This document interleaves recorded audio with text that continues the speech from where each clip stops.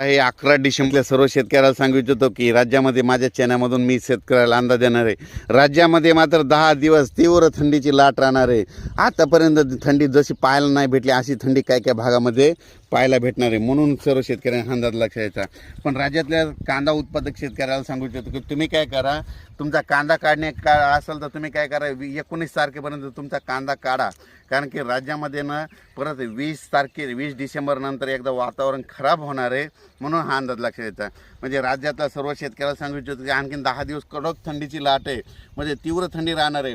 पण मात्र 20 तारखेच्या नंतर एकदा पावसाचं वातावरण तयार होणार आहे. म्हणून हा अंदाज लक्षात घ्यायचा. राज्यातल्या कांदा शेतकऱ्याला सांगू इच्छितो की तुम्ही तुमचा कांदा काढून घ्या. कारण की 20 तारखेच्या तुम्ही कांदा काढून झाकून ठेवा. कारण की राज्यामध्ये सांगायचं झालं तर लातूर जिल्हा, बीड जिल्हा, परभणी जिल्हा, धाराशिव जिल्हा, सातारा, सांगली, सोलापूर, कोल्हापूर, नगर जिल्हा या भागामध्ये 20 तारखेच्या नंतर एकदा वातावरण खराब होणार आहे. नाशिकपर्यंत खराब होणार आहे. म्हणून हा अंदाज लक्षात घ्यायचा. त्याच्यानंतर याचा परत व्हिडिओ आणखीन परत दिला जाईल. म्हणजे वातावरणाच्या अंदाजानुसार तुम्हाला पूर्वकल्पना दिली जाईल.